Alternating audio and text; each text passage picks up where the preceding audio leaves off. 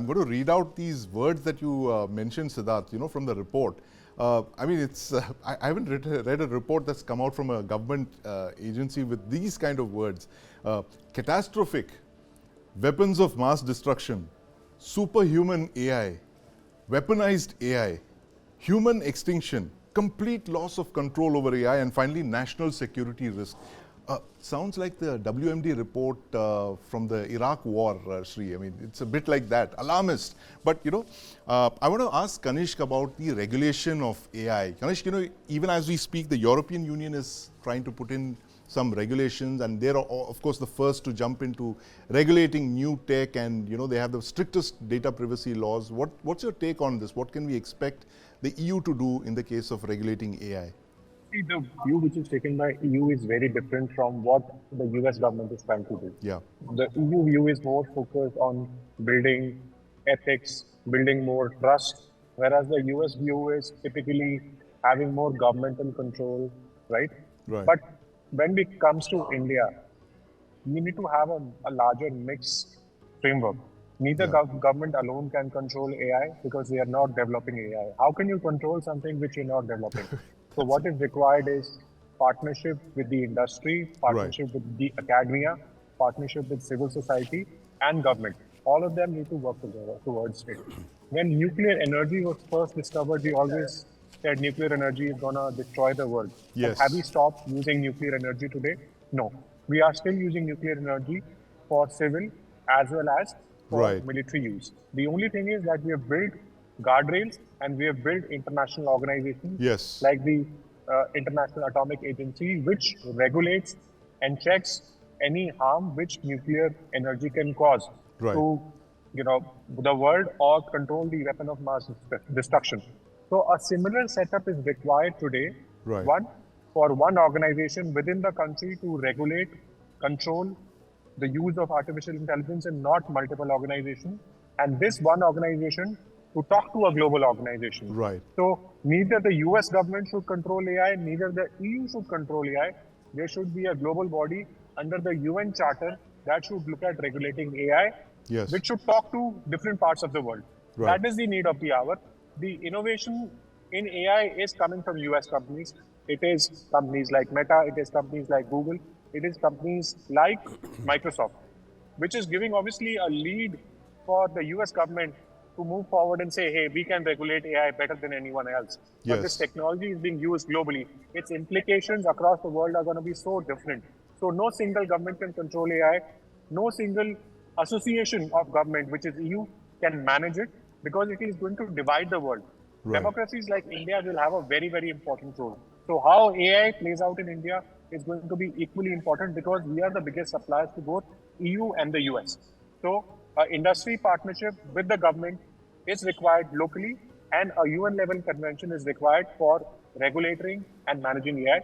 You need to build out different guardrails, and you also need to bring out audit mechanisms. Audit mechanisms could be self-audit mechanisms, third-party audit mechanisms, also red team, where you are red teaming the AI. If something bad happens, how are you going to ensure you are able to control it? Red teaming mechanisms on AI have to be built in so that the bombs on AI can't be created, which could create havoc in social media or which can cause havoc on chemical systems or nuclear power plants. All that has to be thought from a national security, from a people security lens, and also from a democratic lens.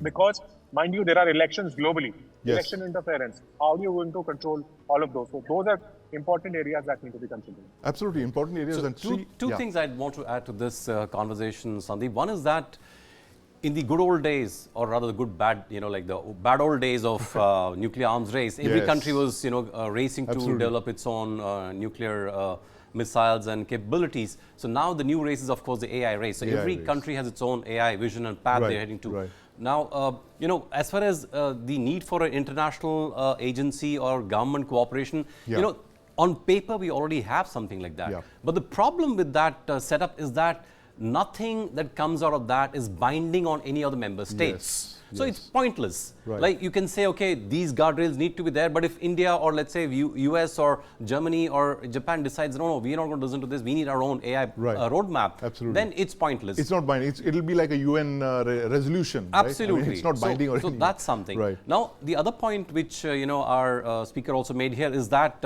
about the red teams. Yes. So what US has done in the October executive order which the Biden administration passed, they actually directed their National Standards Authority also to come up with certain testing standards for these AI applications. So these standards would be applicable for any frontier model that's being developed, and the government would then test these models for safety, especially from a user point of view.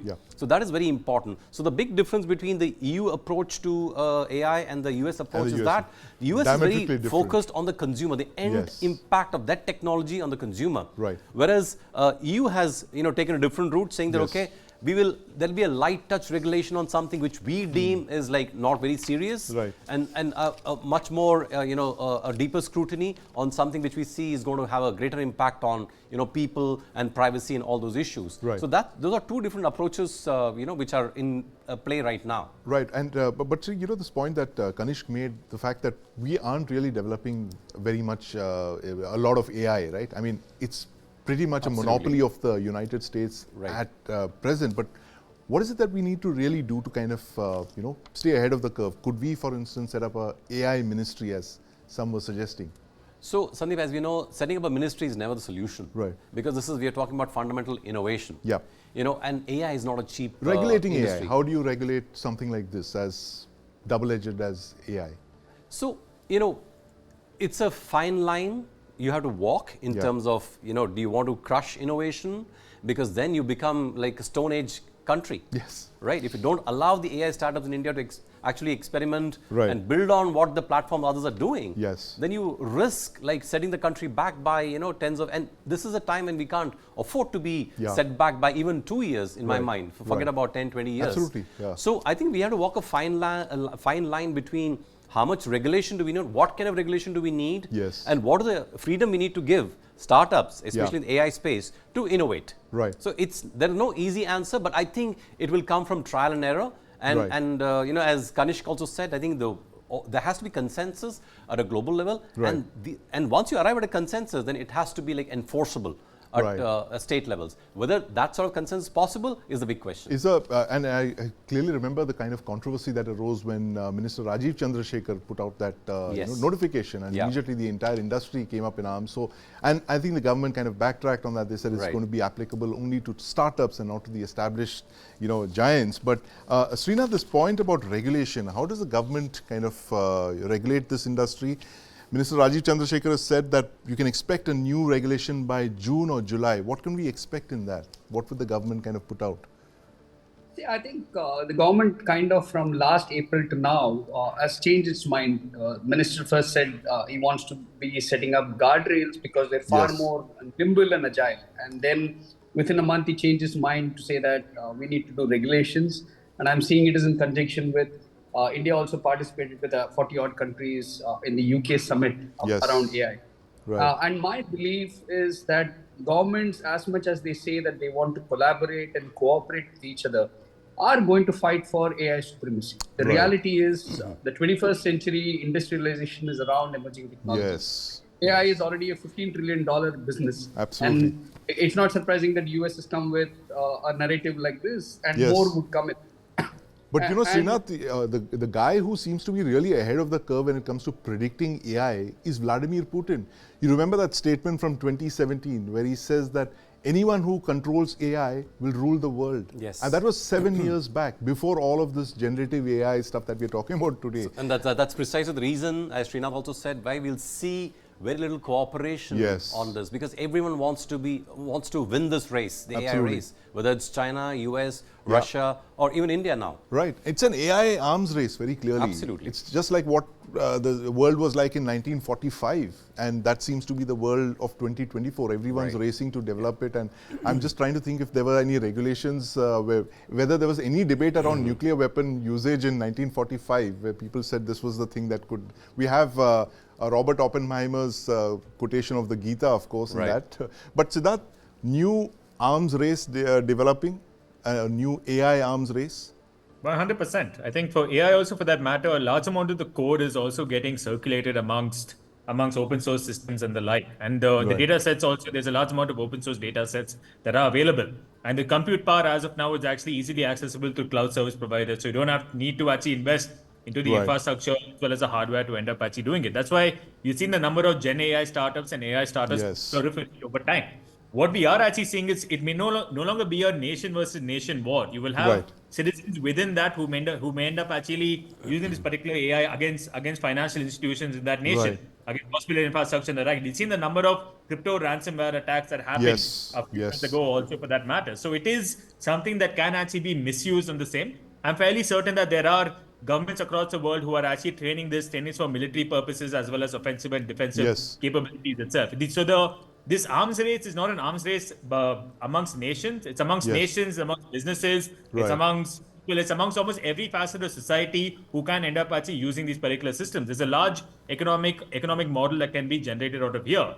The offensive capabilities can end up actually crippling the technological infrastructure of any nation, of any institution itself. It does actually become very, very powerful and potent.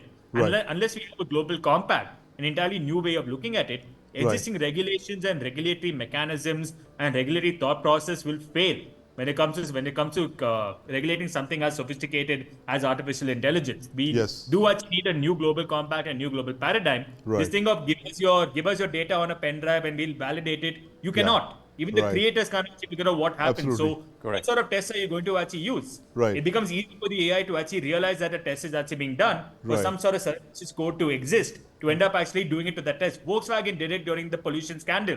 How hard is it for this kind of software to end up actually realizing it's being tested, fool the tester, and then end up doing whatever it wants to thereafter? That does actually exist. Streaming on News9 plus news is now content. Subscribe and get free vouchers.